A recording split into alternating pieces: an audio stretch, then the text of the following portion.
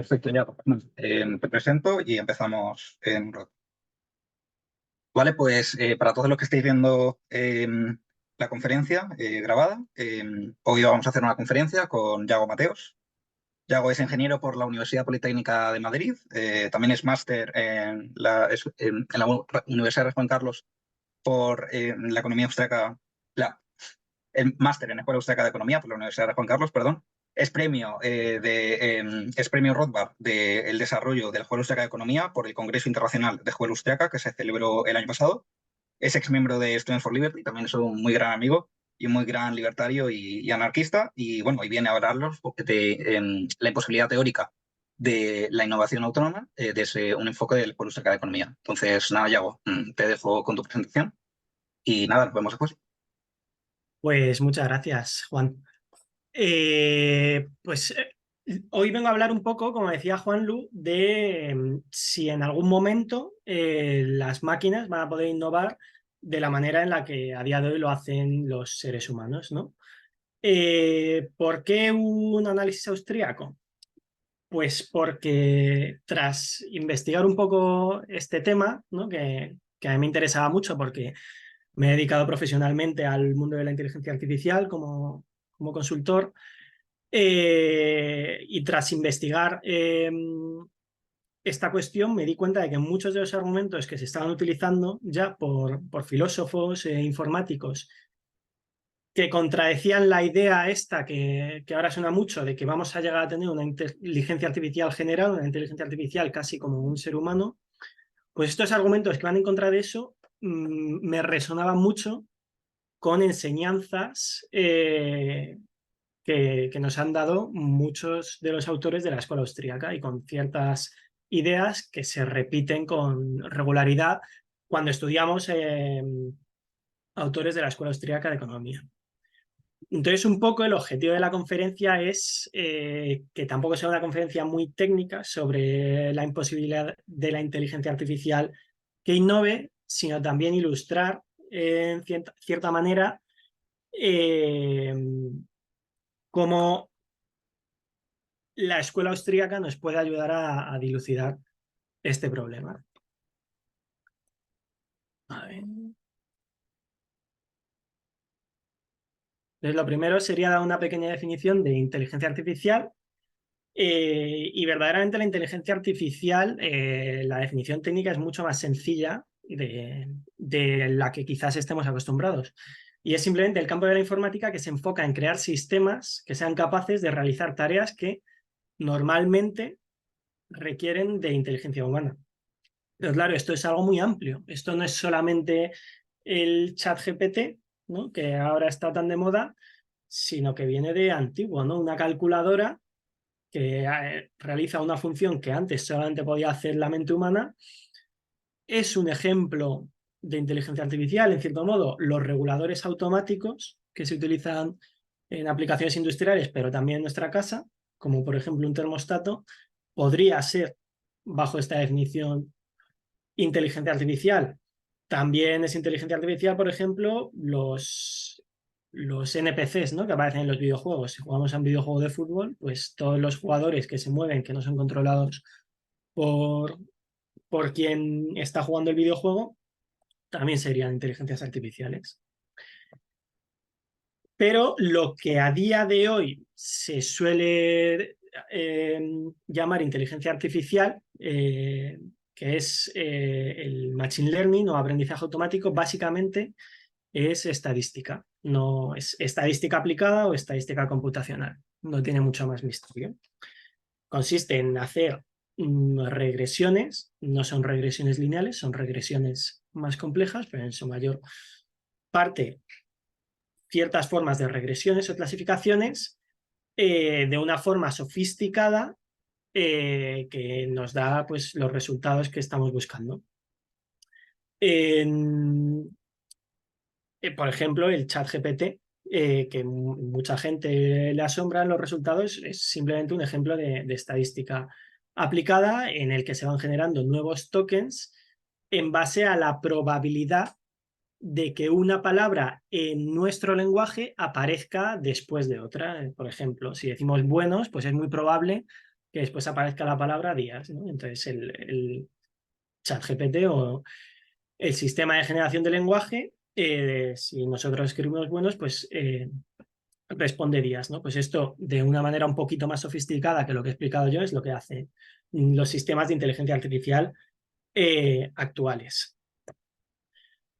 Pero para el debate que queremos tratar hoy, lo que queremos es diferenciar entre la idea más estrecha de la que hablábamos antes de inteligencia artificial, o sea, perdón, la idea más amplia de inteligencia artificial, esta inteligencia artificial que simplemente trata de hacer tareas que normalmente han hecho los seres humanos, por la idea de inteligencia artificial fuerte, que sí que es esta idea más intuitiva, ¿no? que nos viene de las películas de ciencia ficción, ¿no? Como Blade Runner, por ejemplo, de replicar la inteligencia humana en su totalidad, lo que implicaría además replicar el razonamiento humano y también la conciencia y la capacidad de autoconsciencia.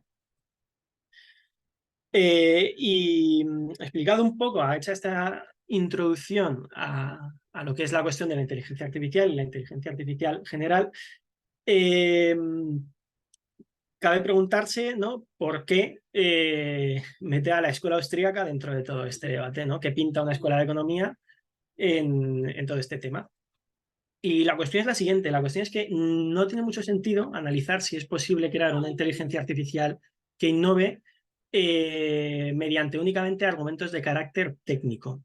¿Por qué? Porque los argumentos de carácter técnico o de carácter tecnológico van a estar limitados y van a ser contingentes al nivel de avance tecnológico que tenemos a día de hoy, ¿no? O sea, evidentemente hoy sabemos, podríamos afirmar de que hoy no podemos crear inteligencia artificial general, ¿no? Y se podría decir que porque los transistores que utilizamos y los chips o las tarjetas de memoria que tenemos no son suficientes para almacenar toda la información y computar toda la información que corresponde a la de una inteligencia de carácter humano.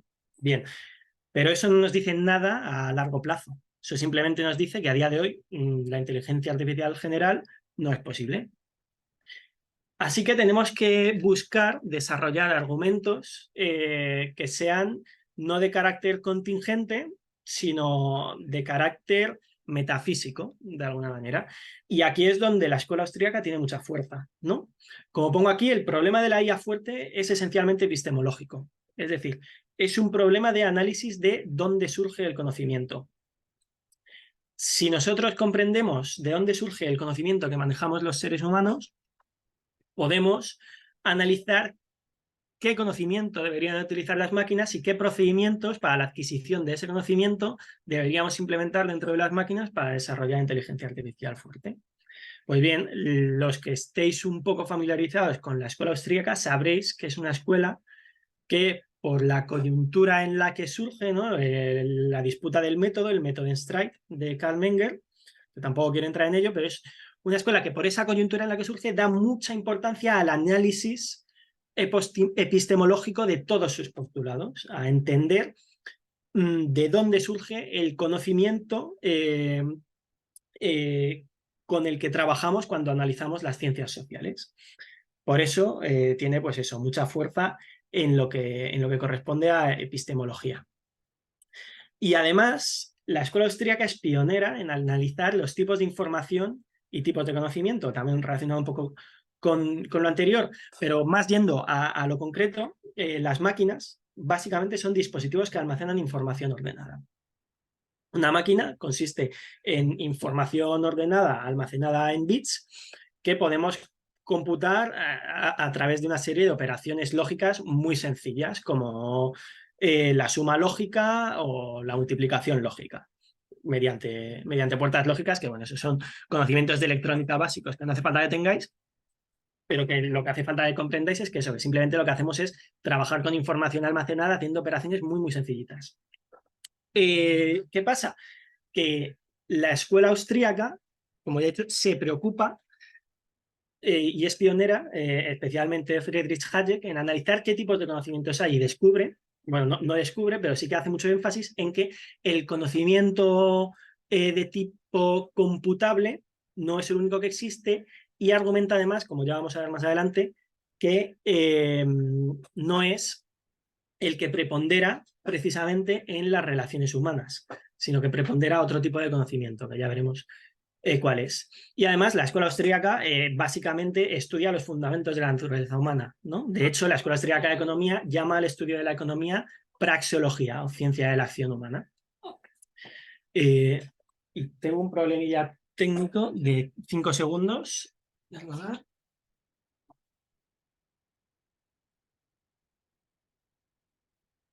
Ya estoy, que se ha despertado el cachorrillo y ya estaba gruñendo. Entonces, bueno, estas son las razones, ¿no?, por las que parece razonable que la escuela austríaca se pueda meter un poquillo en este debate sobre la inteligencia artificial. Y ahora, bueno, ¿cuál es? Entonces, ya he adelantado un poco en la presentación de qué iba a tratar, pero quiero explicar un poco más a fondo, porque he hablado mucho de inteligencia artificial general, pero el título de la presentación era sobre la inteligencia artificial y la innovación, ¿no? Mi argumento a lo largo de toda esta presentación se fundamenta en que creo que una inteligencia artificial capaz de innovar es necesariamente una inteligencia artificial de carácter general, una inteligencia artificial fuerte que replique todas las facetas del conocimiento humano. ¿Por qué? Porque la creatividad o la capacidad de innovar, de acuerdo a, por ejemplo, Huerta de Soto, está ligada a la categoría de función empresarial. La función empresarial es la capacidad innata del ser humano para descubrir o crear, que en estos términos sería más o menos lo mismo, nuevas oportunidades que se traducen en medios para alcanzar algún fin. Por tanto, para poder ejercer la función empresarial es necesario comprender cuáles son las categorías lógicas de fin y medio. Es decir, es la búsqueda de medios para alcanzar fines lo que lleva al ser humano a innovar. Por tanto, los fines y medios son intrínsecos a esa categoría de innovación y creatividad. Los seres humanos podemos comprender lo que son los fines y medios. Y lo podemos comprender no gracias a que nos lo expliquen, no gracias a que lo observemos, sino gracias a que son categorías intrínsecas a la lógica de la mente en términos kantianos.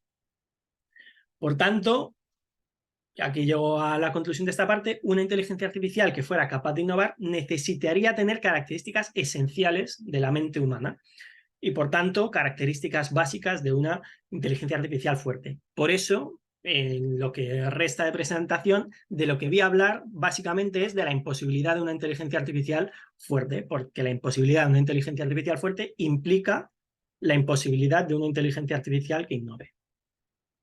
Para quien quiera profundizar un poco más en esto que he dicho, que a lo mejor suena un poco críptico sobre las categorías de la mente, recomendaría leer el paper, bueno, es casi más que un paper, es un librito como de 100 páginas, que se llama Economic Science and the Austrian Method, de Hans Hermann Hoppe, que va a servir un poco para entender eso, por qué las categorías de fin y medio están intrínsecas en la mente humana. Ya yendo un poco a argumentos más concretos.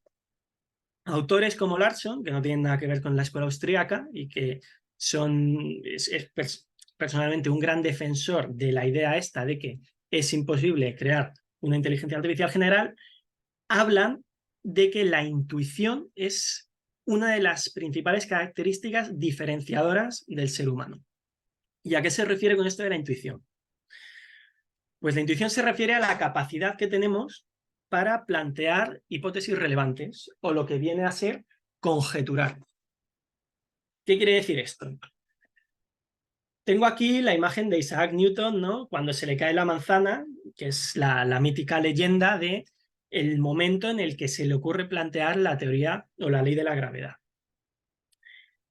Lo que nos dice esta idea de que el ser humano es capaz de plantear hipótesis relevantes es que entre todas las infinitas hipótesis que a priori podrían explicar un fenómeno, elige hipótesis que luego, cuando va a testearlas, por norma general, no suelen ser falsadas. Me refiero, por ejemplo, Isaac Newton ve que las manzanas caen del árbol. Isaac Newton ve que las manzanas caen del árbol y a lo mejor al mismo tiempo Isaac Newton ve que una vaca que había en ese prado acababa de empezar a correr justo antes de que la manzana cayera. Isaac Newton podía haber planteado, mediante una inducción, la hipótesis de que cuando una vaca corre, una manzana cae. Sin embargo, Isaac Newton no plantea esta hipótesis que a todos nos parece más o menos absurda. Y no plantea esta hipótesis porque es capaz de conjeturar y plantear una hipótesis relevante que a la hora de testearla utilizando el método científico, pues no es falsada. Entonces se acepta de manera contingente, ¿no? Siguiendo la terminología de Popper. Esta idea que plantean autores como Larson de la intuición como capacidad para plantear hipótesis relevantes, creo que se transmite de forma perfectamente paralela a la idea de innovación. La innovación también, desde mi perspectiva, correspondería a este tipo de intuición conjetural. Y aquí pongo la imagen de Steve Jobs. ¿Por qué?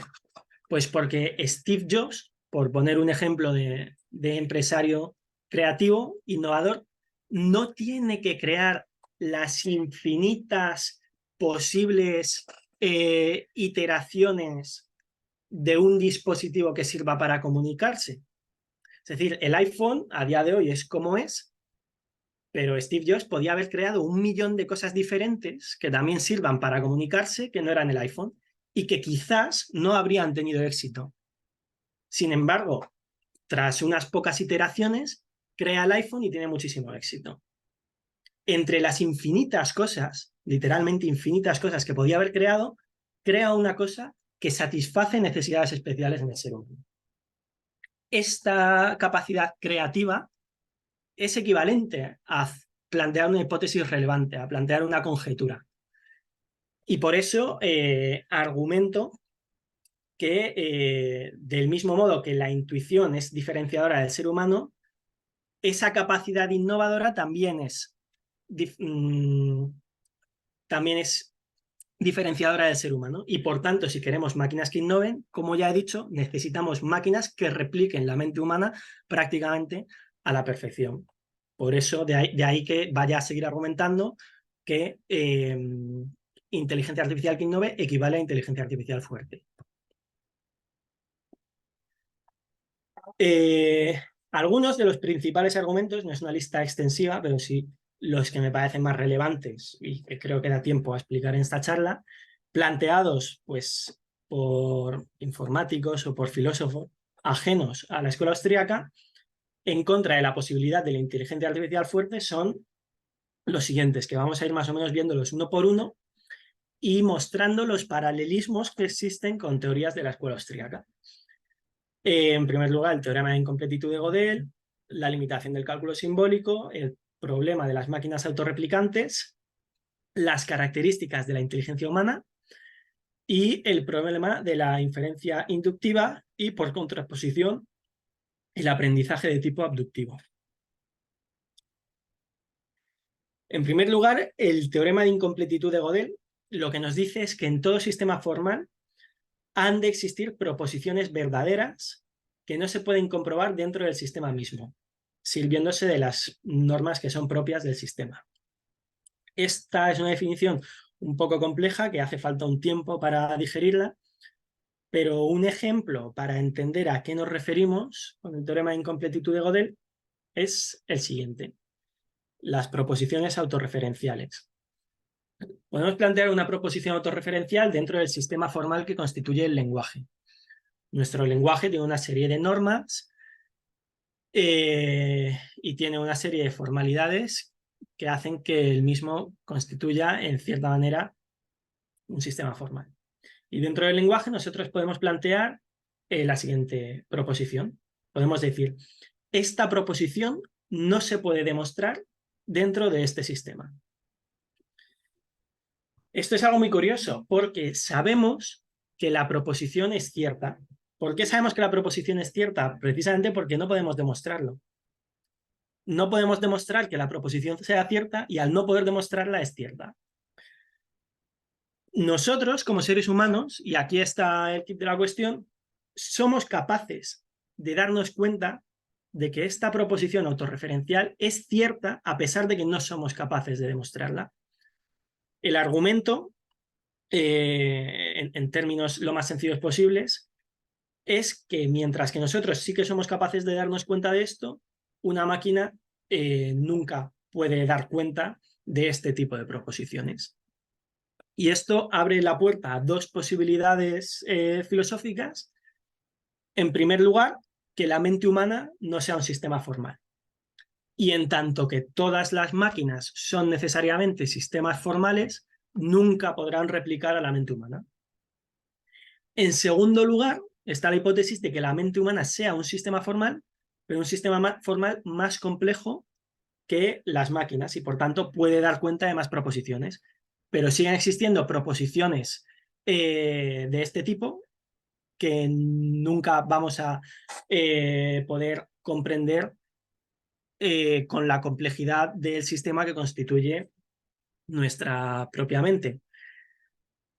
Y por tanto, seríamos incapaces de diseñar una máquina que no estuviera sujeta a esta limitación a la que nosotros también estamos sujetos.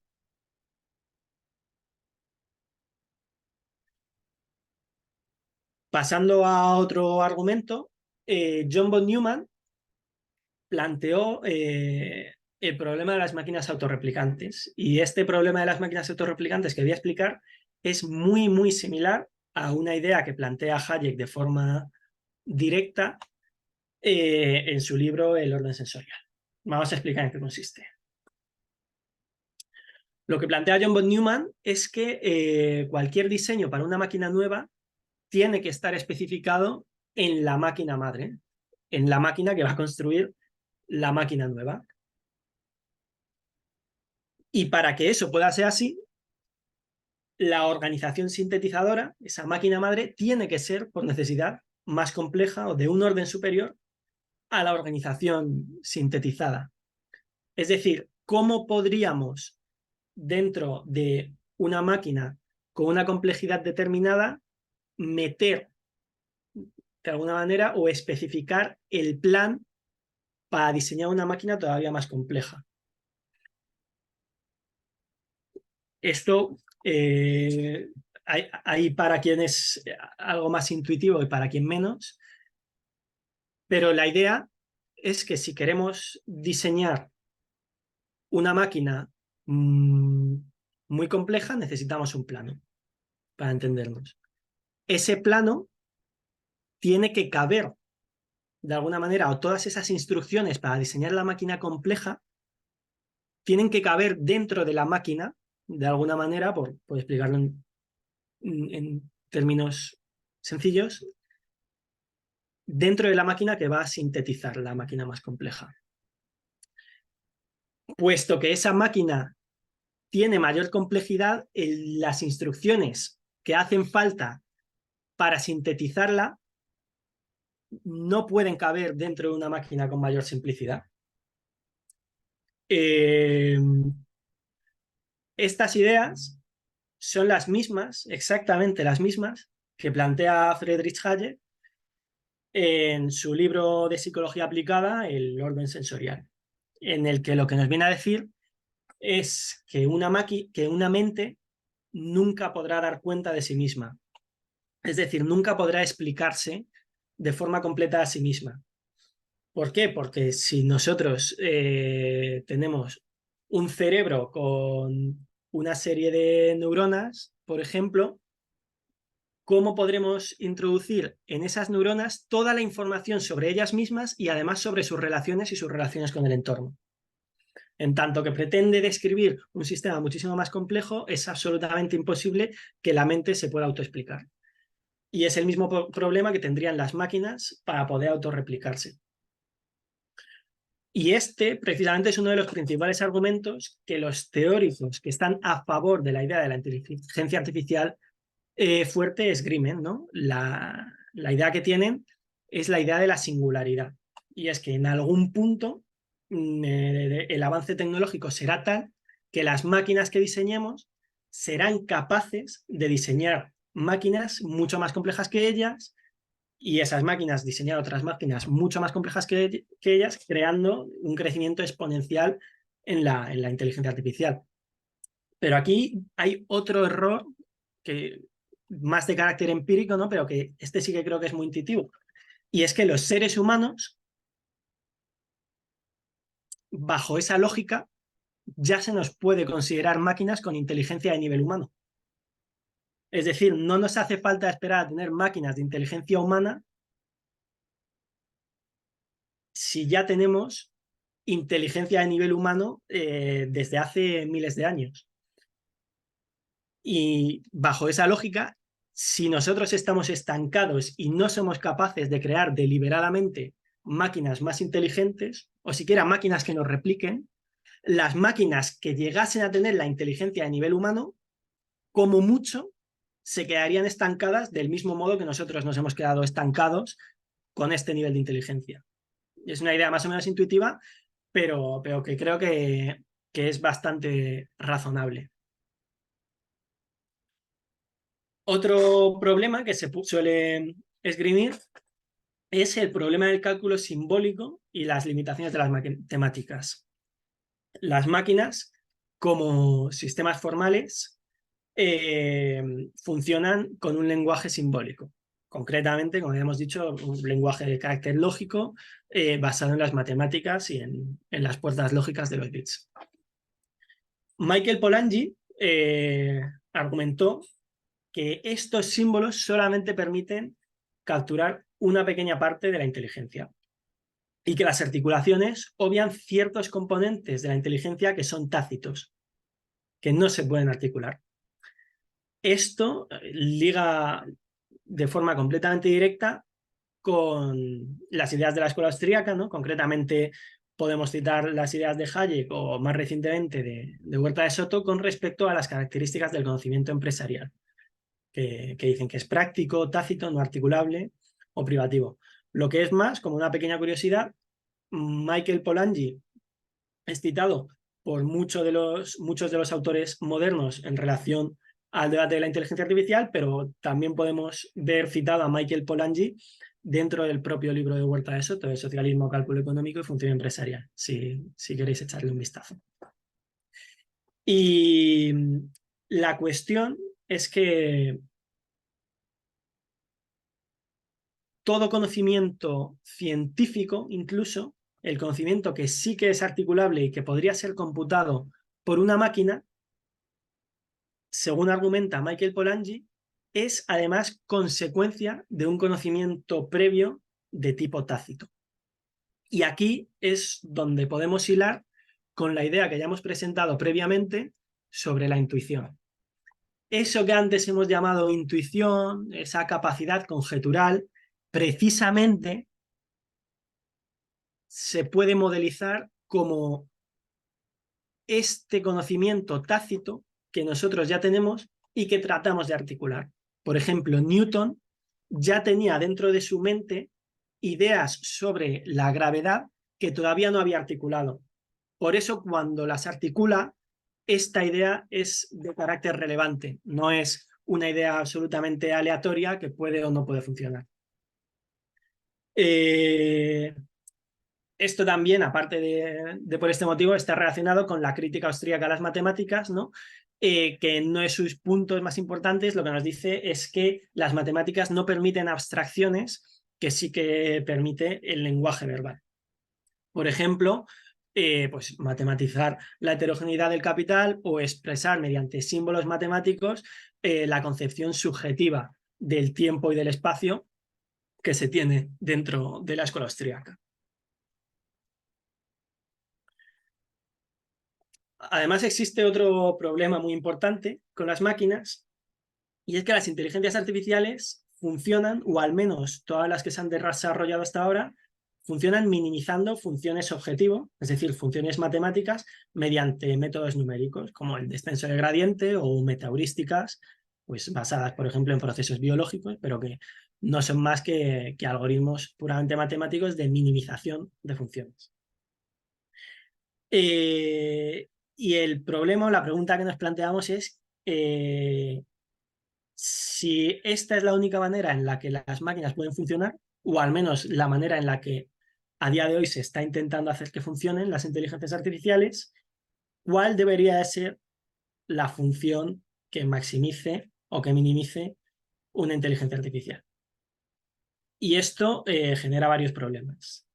En primer lugar, porque se asume la unidireccionalidad, por decirlo de alguna manera, de las voliciones humanas, ¿no? Es decir, se podría plantear una función objetivo, por ejemplo, para una máquina que tratase de maximizar sus ganancias crematísticas, ¿no? Que tratase de hacerse muy rica. Pero esto no es lo que intentan los seres humanos únicamente, ¿no? Los seres humanos tienen otro tipo de motivaciones también, por ejemplo, motivaciones románticas, motivaciones sociales, de reconocimiento social, de amistad, etcétera. Y cómo podríamos implementar eso dentro de una función objetiva, una función matemática, es una cuestión bastante debatida, ¿no? Que yo creo que hila un poco con la idea que planteábamos antes de que hay conocimiento que no es matematizable. Es decir, mi conocimiento sobre mi fin de conquistar a una chica quizás no se puede de ninguna manera expresar mediante símbolos únicamente.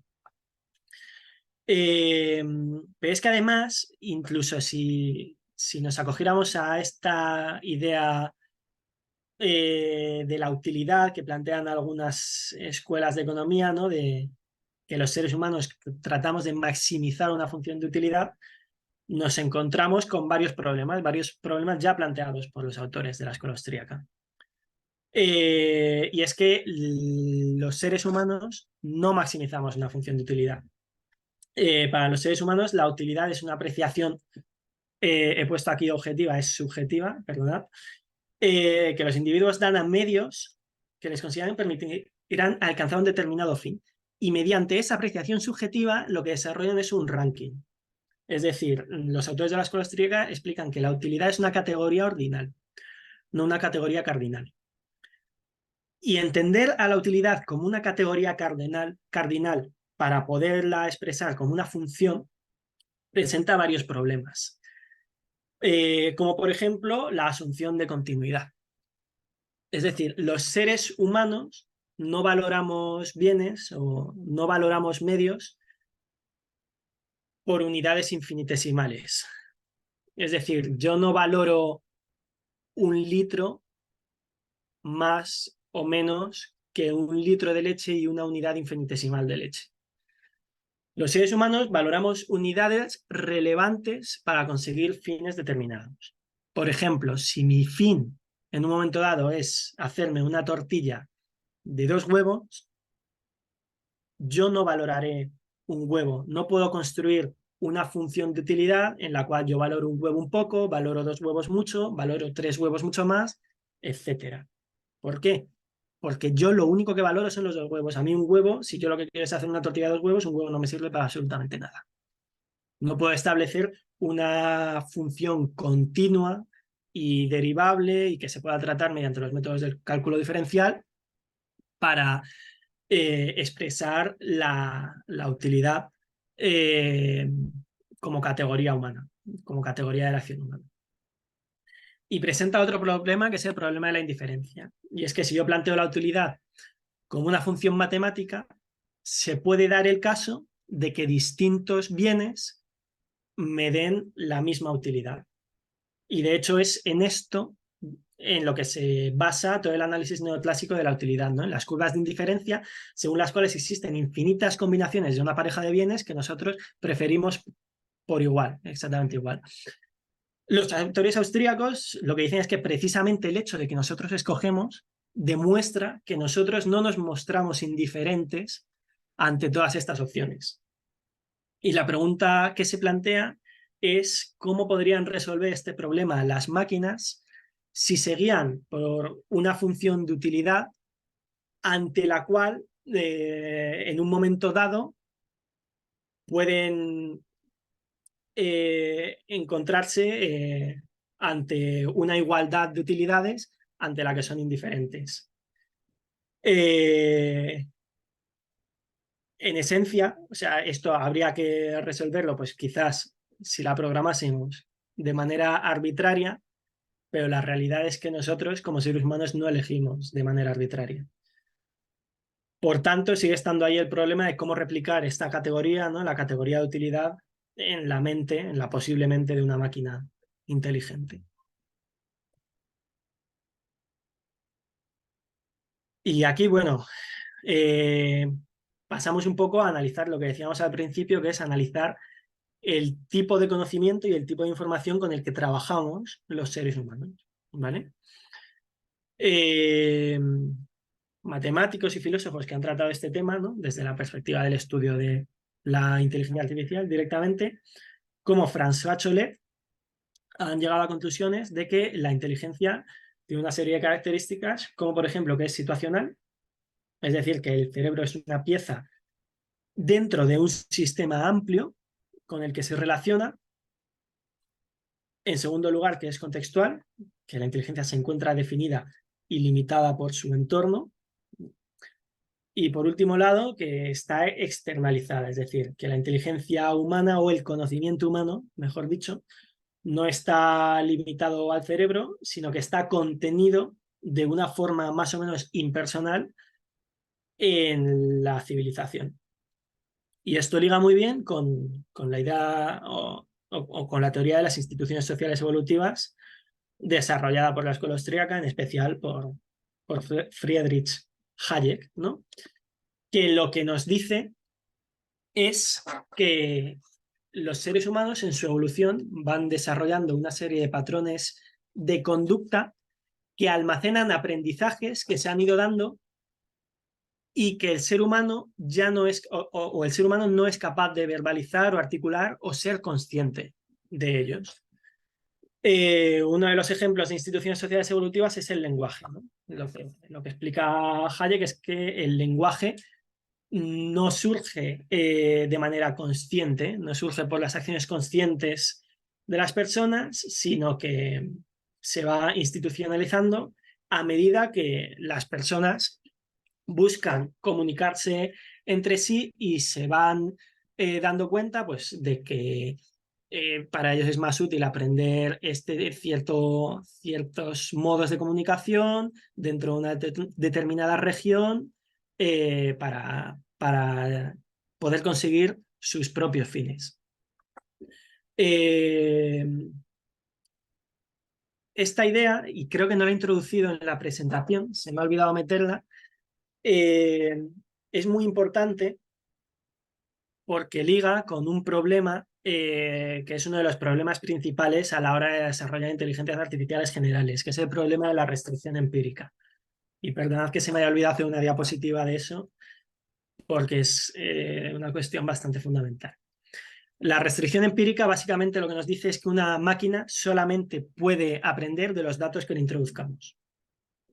Es decir, si nosotros creamos una máquina con visión artificial, pues la máquina solamente va a poder aprender de aquellos datos que entren por su sensor fotográfico, por ejemplo. Si creamos una inteligencia artificial simplemente basada en datos estadísticos sobre la población, la inteligencia artificial solamente va a poder aprender o extraer patrones, irregularidades de los datos que le hemos introducido, pero no de datos que no le hemos introducido.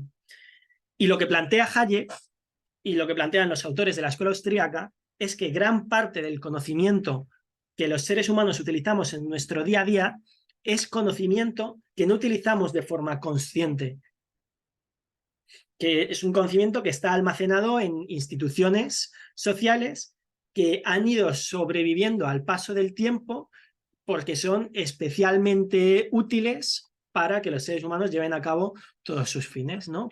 Un ejemplo clásico que se suele poner es el ejemplo de la familia. Y la idea es que la familia es una institución social que ha sobrevivido al paso del tiempo Y por eso los seres humanos tendemos a estructurarnos en unidades familiares.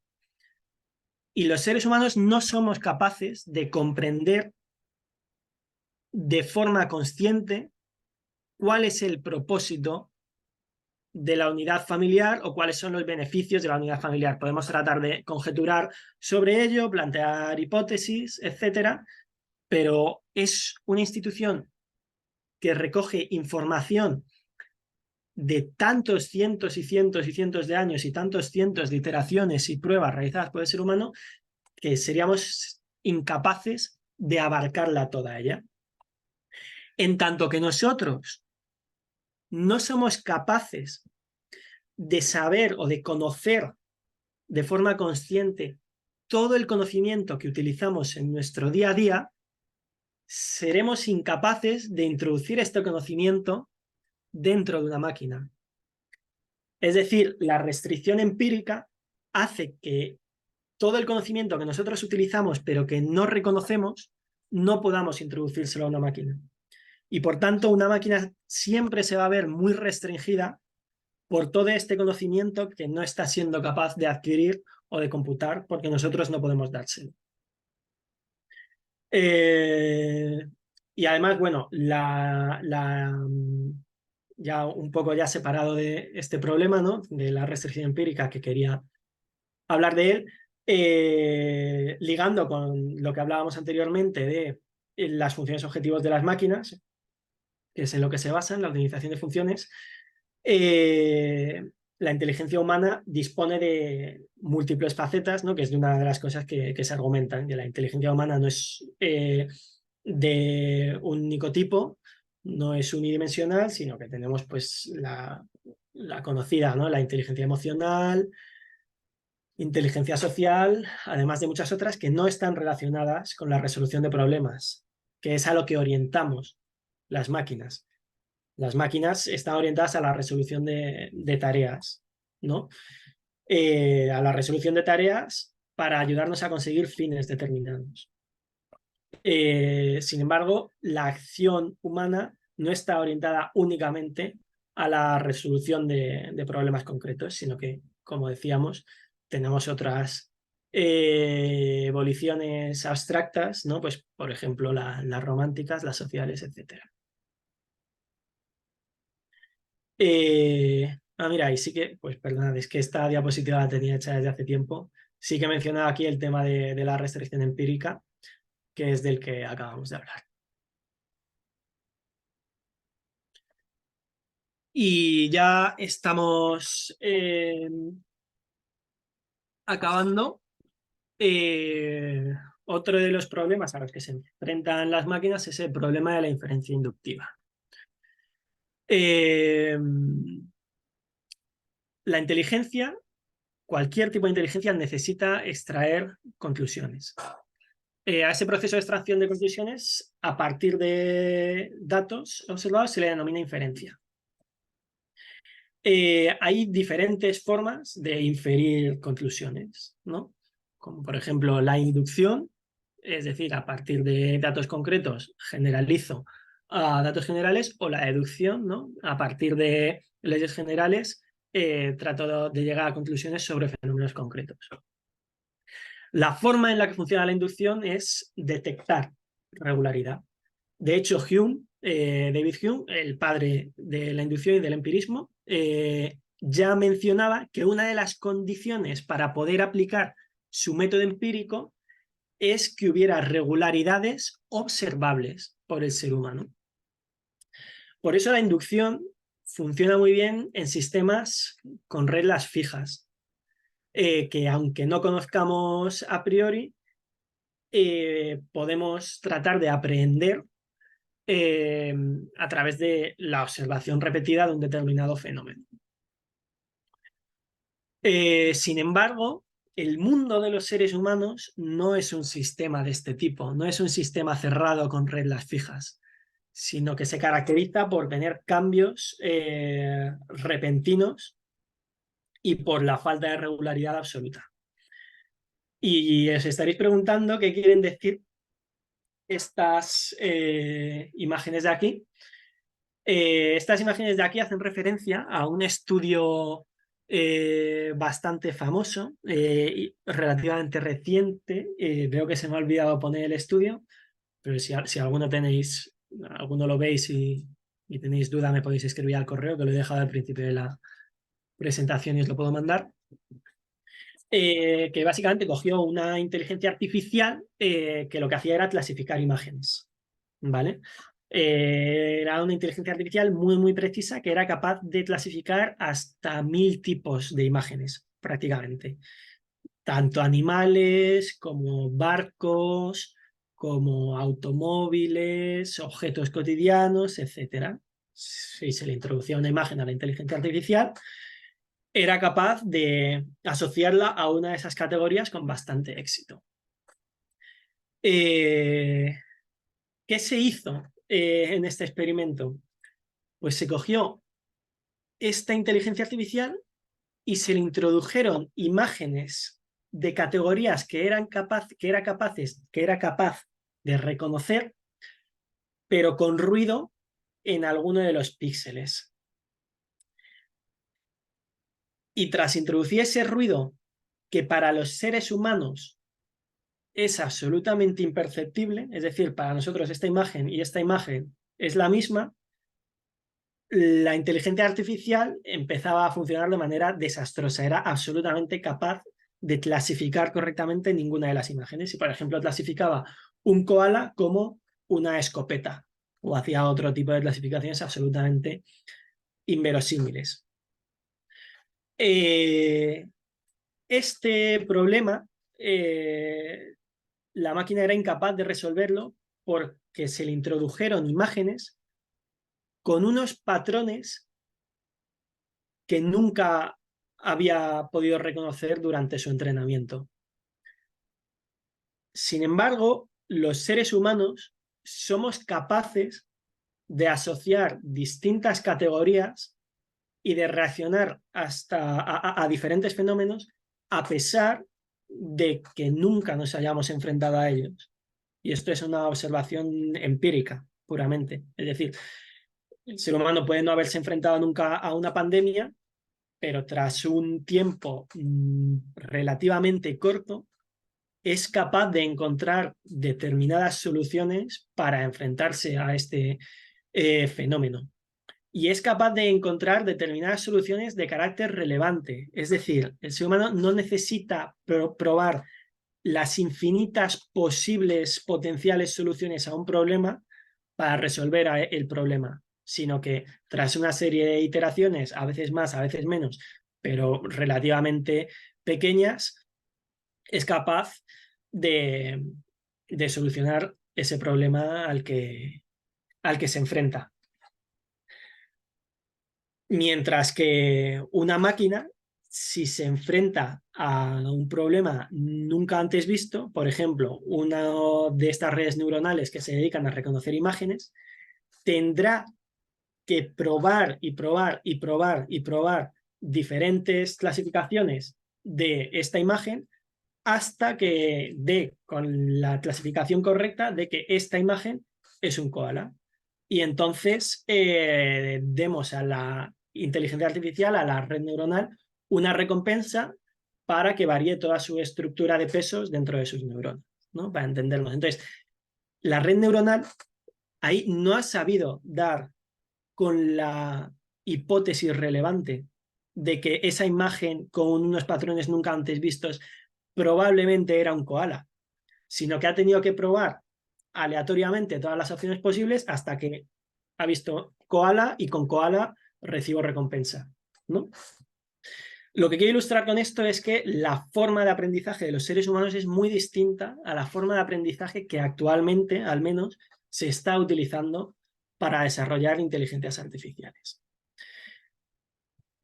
Y algunos autores han descrito esta capacidad o este modo de aprendizaje característico de los seres humanos como inferencia abductiva. Es decir, no es ni inferencia inductiva, como la que utilizamos en este tipo de máquinas, ni inferencia deductiva, que es la que ya hemos explicado antes, que se utiliza, por ejemplo, para desarrollar proposiciones en filosofía o en matemáticas. Y vamos a explicar un poquillo en qué consiste esa inferencia abductiva, que va muy relacionada con esa idea de intuición que llevamos comentando durante toda la charla y esa idea de creatividad para enfrentarnos a nuevos problemas y para reconocer nuevas oportunidades en nuestro entorno y satisfacer necesidades, de la que tanto habla también la escuela austríaca. Y es que precisamente la abducción está directamente relacionada con la capacidad para plantear conjeturas. Y a diferencia de la inducción, la inferencia abductiva no detecta regularidades, sino hipótesis que explican relaciones causales de eventos concretos. El proceso de la abducción, que algunos autores describen como una reacción a la sorpresa, podría ser el siguiente. Un individuo observa un hecho sorprendente C y consigue hacer la relación en su mente y dice, si A fuera verdad, es decir, si esta condición se estuviera dando en la realidad, C sería una consecuencia natural de la misma, ¿no? Por tanto, en tanto que C se ha dado, tengo motivos para sospechar que A es cierta, que A existe. Esto, en términos formales, bueno, hay quien lo ha llamado una deducción rota. O sea, es una falsa deducción, es una deducción errónea. Verdaderamente no podemos extraer la conclusión de que A es verdad solamente a partir de observar C. Sin embargo, mediante este proceso abductivo somos capaces de relacionar estos fenómenos o estas categorías. Las inferencias abductivas se caracterizan por explicar hechos particulares, es decir, estudian, por ejemplo, los fenómenos que Ludwig von Mises, ¿no?, autor de la escuela austríaca, hubiera clasificado como explicables mediante probabilidad de caso, no probabilidad de clase. No me quiero meter mucho en eso, ¿no? Si hay oyentes interesados en la escuela austríaca, pues probablemente les suene, si no, tampoco merece mucho la pena que entremos ahora en esas ideas, pero para que veáis esa relación que también existe. Y bueno, el mundo cotidiano, verdaderamente, como decía, es un flujo constante de hechos que en apariencia son absolutamente sorprendentes. Aquí un ejemplo más concreto, ¿no?, porque a veces esto de entender la abducción, sobre todo así rápidamente, hay que dar unas cuantas vueltas, y creo que con este ejemplo se entiende bastante bien, ¿vale? Vamos a hacer un ejemplo con una bolsa de alubias, que podrían ser alubias blancas o alubias negras, ¿vale? El proceso de inferencia deductiva sería como sigue. Sabemos la ley general de que todas las alubias de la bolsa son blancas, no hay alubias negras. Por tanto, cualquier alubia que pertenezca a esa bolsa es necesariamente una alubia blanca. El proceso de inducción es un poco distinto. Vamos del caso pequeño a intentar generalizar una ley. Vemos unas alubias que pertenecen a una bolsa, vemos que esas alubias son blancas, por tanto, inferimos que todas las alubias de esta bolsa son blancas. Vemos que esta es una proposición contingente, es decir, parece que todas las alubias efectivamente son blancas, pero a lo mejor en algún momento se demuestra que no lo son. Y por último tenemos la abducción, que es distinta a las otras dos, y que nos dice lo siguiente. Dice, yo sé que todas las alubias de esta bolsa son blancas.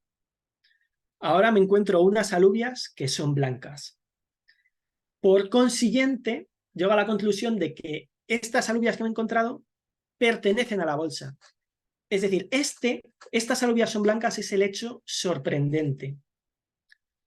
Y este es el hecho sorprendente y yo digo, la proposición A que veíamos aquí, digo, si A fuera verdad, C sería su consecuencia natural.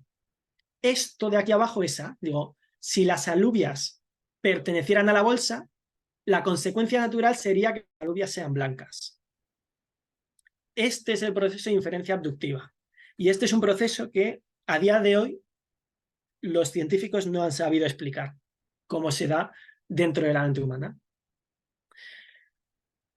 De hecho, bueno, como comentábamos, la forma lógica de la deducción es una falacia deductiva grave. O sea, de la idea de que todas las alubias de una bolsa son blancas y de que nos encontramos alubias blancas, no podemos deducir formalmente que las alubias que nos hemos encontrado pertenezcan a la bolsa. Y en tanto que es una falacia deductiva, a día de hoy al menos no hemos descubierto, no tenemos ni idea de cómo computar eso, porque solamente somos capaces de computar en base a reglas lógicas. Y esto va en contra de esas reglas lógicas con las que computamos. Sin embargo, a pesar de ser en apariencia una falacia deductiva, a los seres humanos nos permite funcionar, por decirlo de alguna manera, nos permite funcionar en ese mundo cambiante en el que una máquina que haya aprendido por inferencia inductiva es absolutamente incapaz de funcionar. Por ejemplo, cuando le introducimos el mismo koala, pero con un poco de ruido en algunos píxeles. Y ya por último, quería comentar esto más como una pequeña crítica a esta tendencia que estamos viendo en los medios de comunicación de decir, tendremos inteligencia artificial general dentro de 20 años o dentro de 15 años, o no sé quién ha dicho que en tantos años las máquinas sean tan listas como los humanos. Y bueno, simplemente explicar por qué este tipo de proposiciones son absurdas en términos lógicos, no en términos ni siquiera empíricos de cuál es el estado del arte del desarrollo tecnológico, sino en términos lógicos. ¿Por qué? No se puede predecir cuándo llegará la IA fuerte, si es que llega, y aquí tenemos el ejemplo, ¿no? Espero que se entienda más o menos, que es un, un, un hombre de las cavernas, ¿no? Que le dice al otro, ¿cuándo vamos a inventar la rueda? Y el otro dice, la rueda, no sé qué es eso. Claro, la propia idea de la predicción implica la elaboración misma del concepto que debía de tener lugar en el futuro. Es decir, en tanto que a este hombre prehistórico se le ocurre preguntar cuándo inventará la rueda, este hombre prehistórico ya ha creado en su mente la rueda. Con la inteligencia artificial pasa exactamente lo mismo. Es absolutamente imposible que nosotros podamos predecir cuándo se va a dar la inteligencia artificial general, porque si lo supiéramos, sabríamos exactamente cuáles son los pasos técnicos para alcanzar la inteligencia artificial general. Y la llegada de la inteligencia artificial general sería pues simplemente una concatenación de eventos que nosotros ya hemos planificado y que, bueno, que tienen lugar a lo largo del tiempo. Pero la realidad es que no sabemos cómo debería funcionar la inteligencia artificial general, si es que puede funcionar, y no existe tal plan que nos permita hacer esa predicción puramente técnica de esa concatenación de pasos puramente mecanística que nos llevará hasta esa inteligencia artificial. Y esto se relaciona un poco con el problema del cálculo económico socialista, ¿no? Para los que estén relacionados con este problema. Y es que el problema del cálculo económico socialista no dice que sea imposible computar todos los datos para llegar a una asignación racional de los recursos. Lo que nos dice es que esos datos que se deberían de computar no existen y ninguna persona los tiene almacenados en su mente. De hecho, si esos datos ya existieran, el problema en sí mismo ya estaría resuelto. Lo único que habría que hacer sería esperar a que se resuelvan las ecuaciones, que sería un proceso puramente mecánico, que no requeriría de ningún tipo de ingenio. Y con esto, más o menos, quería concluir la charla. Hay muchos temas de los que no hemos hablado. Son temas bastante abstractos, bastante complejos. No sé cómo de claros se habrán quedado en algunos casos, pero bueno, si al menos algunos sirven para reflexionar, o os motivan, si os interesa el tema de la inteligencia artificial, a estudiar a los autores de la escuela austríaca, que también era uno de los motivos de hacer esta charla, pues me daría por contento. Así que nada, muchas gracias y aquí os dejo mi mail de contacto para cualquiera que me quiera escribir. Vale, Yago, muchas gracias a ti. No sé si alguien del público, Paola, por ejemplo, tiene alguna pregunta o alguna réplica que quisiera hacer. Bueno, más que una pregunta, tengo un comentario. Bueno, primeramente, increíble toda la presentación. O sea, de verdad que súper interesante. Es de estas presentaciones que te dejan un poco, como explotando un poco la cabeza, pero en el buen sentido. Y nada, el comentario que quería hacer es que me recordó un poco, en cierto sentido, a la economía conductual, pero claro, aquí habría que integrar la economía conductual, la parte más psicológica, pues obviamente con la parte de la IA, que bueno, que eso ya es un poco más complicado, creo yo. Pero no sé qué conexión entre ambas puedes ver.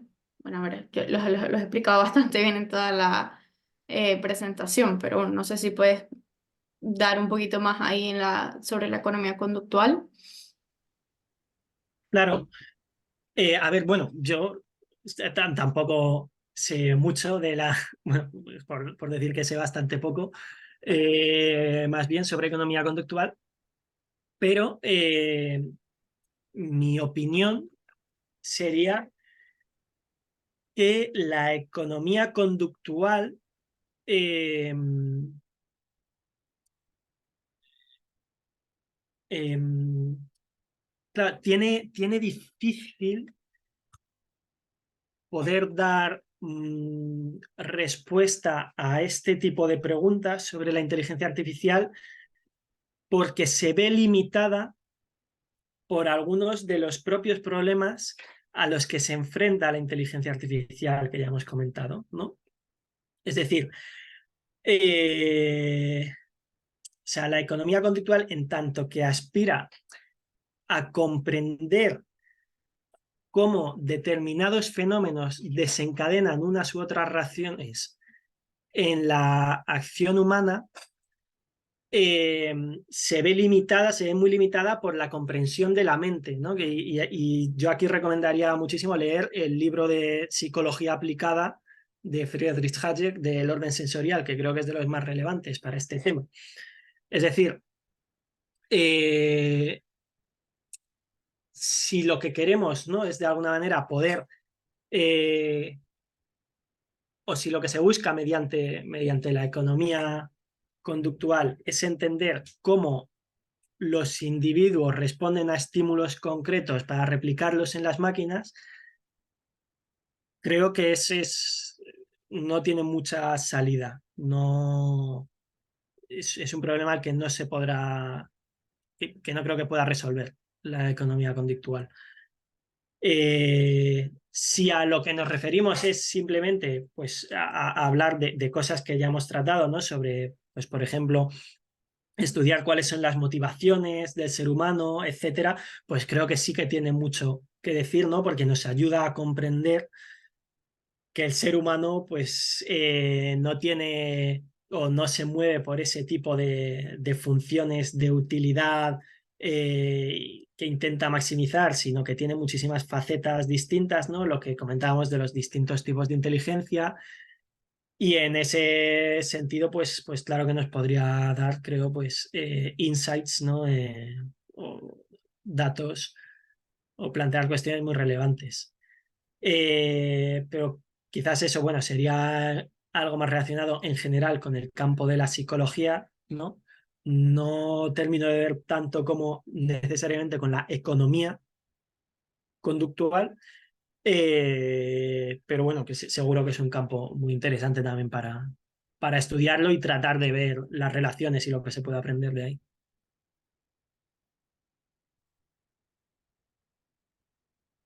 ¿Alguna otra cuestión, Paola? No solo eso, muchas gracias, Yago. Nada, muchas gracias a ti. Nada, Yago, a mí también me ha encantado la conferencia. La verdad que ha sido no para nada sin introductoria, es decir, has abarcado muchos temas y queda mucha bibliografía por leer. Yo tengo una duda, o bueno, más que una duda es tampoco mini debate, porque de ese tema lo desconozco, pero simplemente para ver si me puedes solucionar un par de cosas. Antes has definido inteligencia, al menos inteligencia artificial, como computación informática que intenta pues, computarizar tareas que necesitan una inteligencia humana. Es decir, intenta replicar la inteligencia humana eh, con tareas pues, que se pueden computarizar. A ver.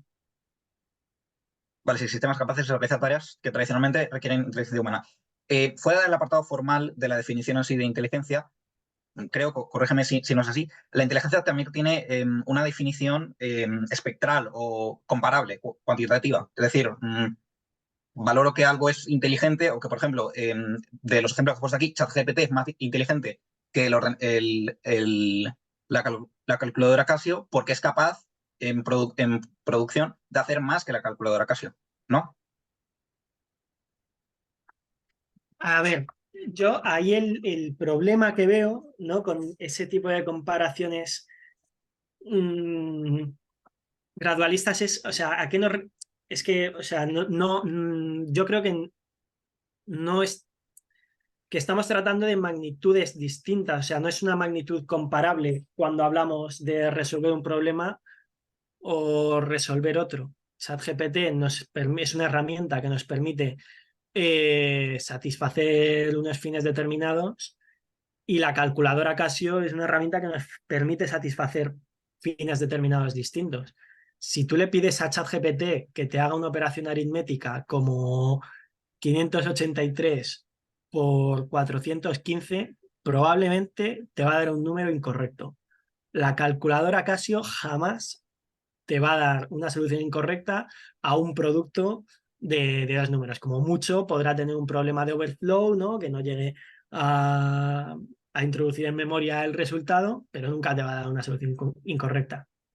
¿Quiere decir esto que la calculadora Casio es mejor que ChatGPT? Tú decías que era mejor ChatGPT. Digo, ¿quiere decir esto que la calculadora Casio es mejor? No. Serán los seres humanos los que juzguen subjetivamente cuál de estas herramientas, cuál de estos medios les permite satisfacer mejor unos u otros fines. Por eso veo un problemático utilizar una definición de ese tipo, como la que has comentado. No sé si a lo mejor te referías a otra cosa, pero en ese sentido lo veo como una comparación de magnitudes que no son medibles. Al fin y al cabo es la comparación de utilidades. Para empezar, la utilidad es subjetiva y no es comparable intersubjetivamente entre distintas personas, y además no es de tipo cardinal, como para decir, esta tiene un nivel X de inteligencia y esta tiene un nivel Y. Mm, es un poco lo que veo con respecto a ese tema. No sé muy bien si te referías a eso, ¿eh, Juan? Sí, mi consecuencia más lógica, que, ojo, repito que no soy, vamos, ni siquiera estoy introducido en el tema, era un poco la siguiente, que repito que seguramente estoy equivocado. Si ChatGPT, que repito que seguramente es erróneo, no puede hacer lo mismo que una calculadora, que como has comentado no es así, pero si partimos que ChatGPT puede realizar lo mismo que una calculadora, eh, claro, al poder realizar exactamente las mismas tareas, fuera de que una persona a lo mejor le interese más el tacto de la calculadora y otra prefiera lo táctil o los métodos o las formas por las cuales se transmite ChatGPT, ordenadores, teléfonos, etcétera, en el caso en el que puedan hacer exactamente la misma tarea, que tú has comentado que no, eh, entiendo que sí que se podría indicar que ChatGPT es más inteligente en el sentido de que puede hacer más cosas que la calculadora.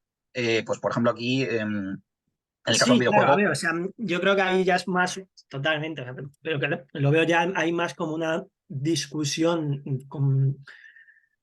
etimológica, ¿no? De alguna, o sea, taxonómica, sí.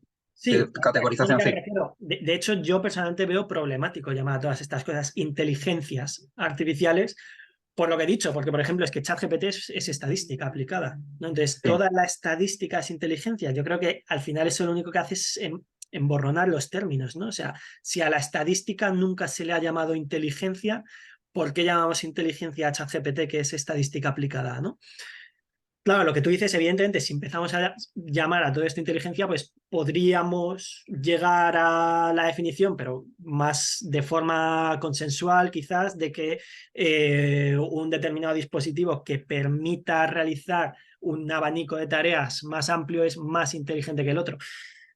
Pero ya digo que creo que ahí el problema es que desde un comienzo no se le debería llamar inteligencia a este tipo de herramientas, aunque bueno, por unos u otros motivos, pues el lenguaje ha llegado a esos términos, ¿no? Yo te comento un momento mi estructura lógica y repito, si es errónea, indícame, bueno, indícame por qué, porque probablemente estoy interesado. Lo comento por la siguiente cuestión. ¿Tú consideras que absolutamente cualquier función empresarial necesariamente implica inteligencia? No llamamos exclusivamente inteligencia humana, sino inteligencia en sí, y que 100% implica innovación, porque en última instancia la definición de innovación, que a lo mejor tu parte de eso otra distinta más adecuada, sería la creación de un objeto nuevo, ¿no? En última instancia, innovación y función empresarial están muy ligados. Absolutamente toda función empresarial, o en otras palabras, absolutamente toda creación humana en un contexto empresarial, en un contexto económico, implica esa innovación, ese uso de inteligencia. Te lo comento por lo siguiente, y armo todo y ya me comentas si estás de acuerdo o crees que tengo que en la consecuencia lógica he cometido varios errores. Lo comento por lo siguiente, a día de hoy ChatGPT, yo por ejemplo como diseñador gráfico, pues lo utilizo en el día a día y para el trabajo me ayuda. Yo le puedo pedir una tarea a ChatGPT, muchas de ellas, personas que sean profesionales en un campo, saben que las hace de forma equivocada, veas el caso de crear arte, pues si tú llevas a un pintor profesional, te va a decir que lo que genera ChatGPT es basura o eh, puede tener una especie de apariencia para personas que no sean conocidas del tema, pero para verdaderos profesionales tiene un montón de errores. Pero a muchas personas sí que les soluciona esa función.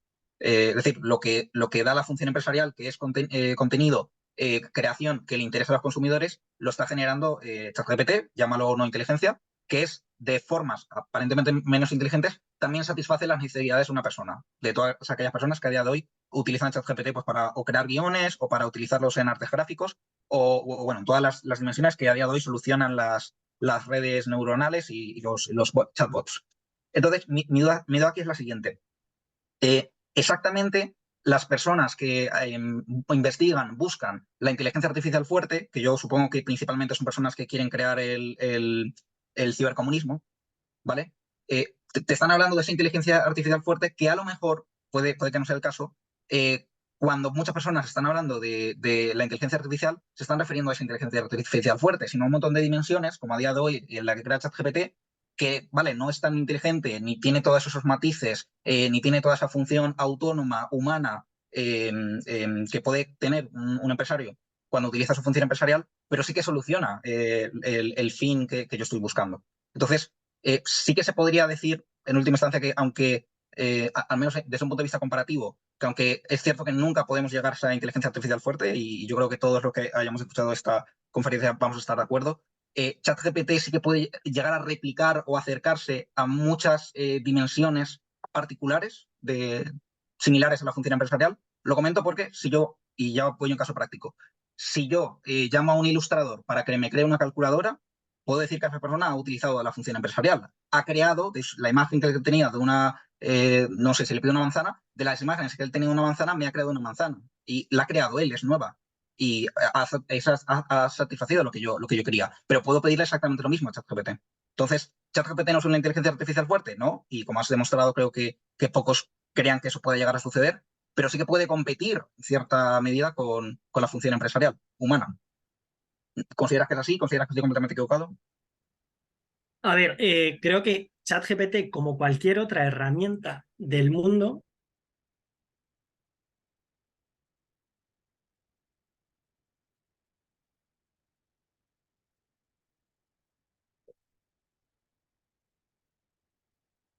Uy, no sé si se me ha cortado a mí o...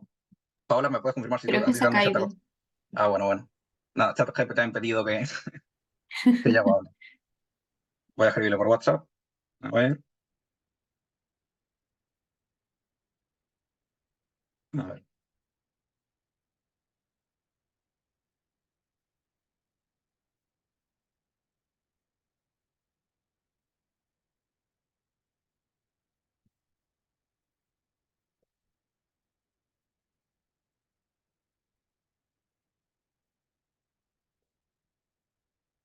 Vale, nada, pues esperamos 5 minutos, y media más o menos, a que entre Yago y si no, pues cerramos la llamada.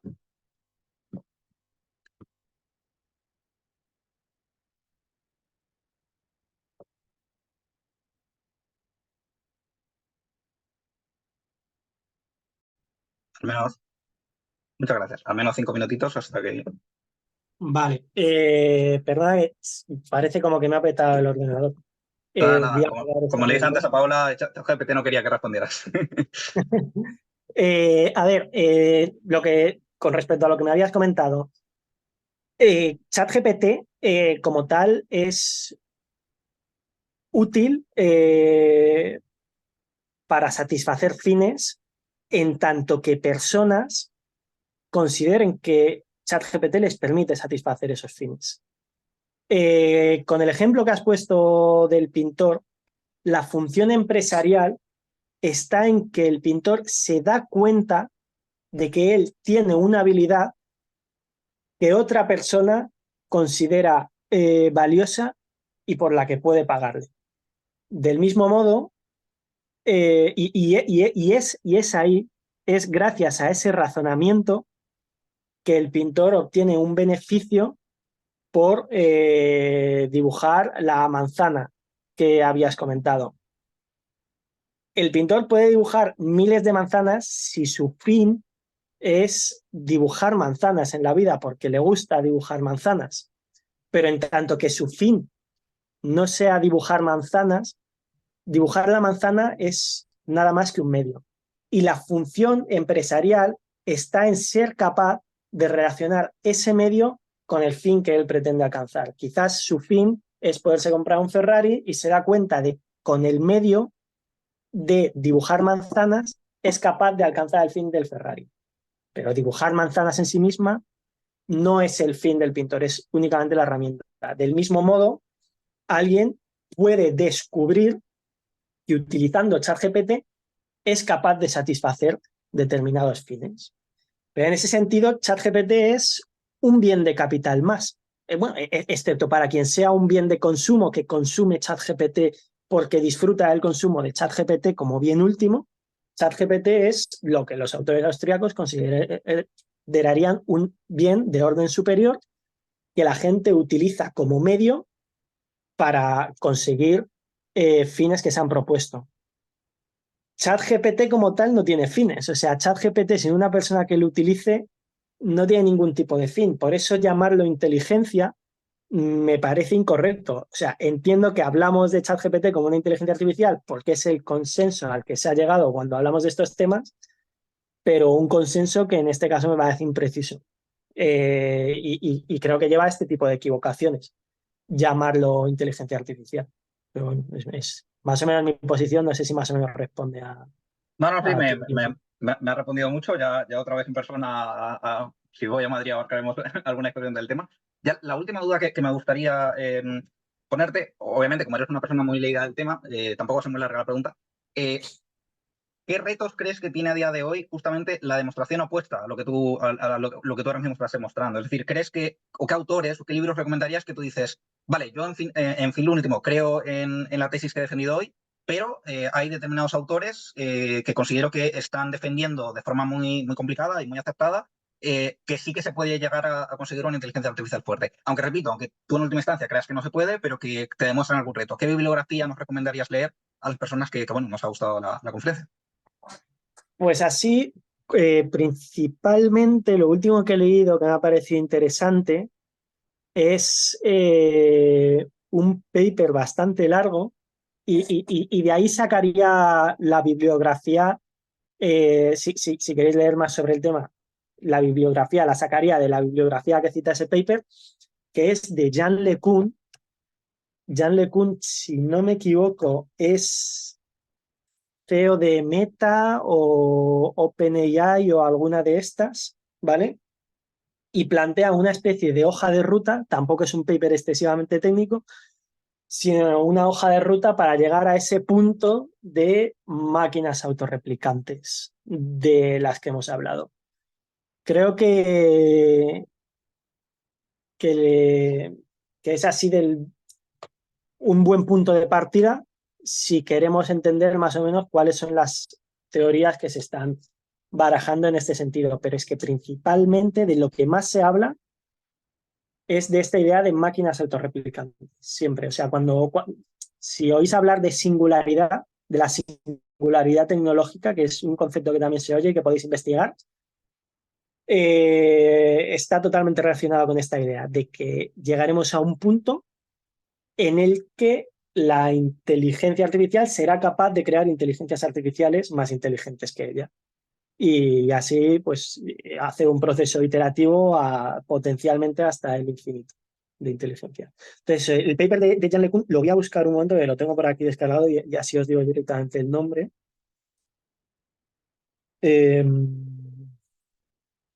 Se llama A Path Towards Autonomous Machine Intelligence. Y es eso, es como de 60 páginas y de ahí podéis sacar bastante bibliografía. Perfecto, lo dejaremos adjuntado en el Canvas. Y nada, Yago, ha sido un placer tenerte aquí. Muchísimas gracias por la conferencia. La verdad es que ha sido muy introductoria y tenemos muchos aún temas para leer. Y nada, pues esperamos verte otra vez. Nada, muchas gracias a vosotros. Espero que me tengáis por aquí alguna otra vez, como tú dices. Venga, nos vemos. Hasta luego.